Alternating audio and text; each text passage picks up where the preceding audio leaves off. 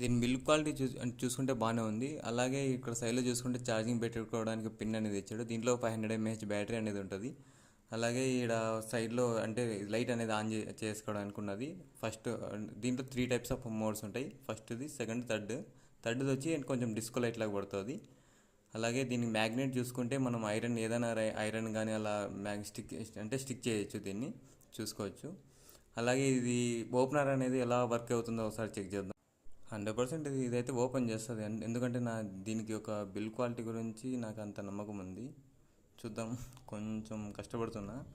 Okay, వచ్చేసింది. ఇంకా night time చూసుకుంటే లైట్ ఒకసారి చెక్ చేయొచ్చు ఫస్ట్ మోడ్లో ఎలా అనేది వస్తుందనేసి. సెకండ్ మోడ్ ఇది. అలాగే ఇది వచ్చి థర్డ్ మోడ్.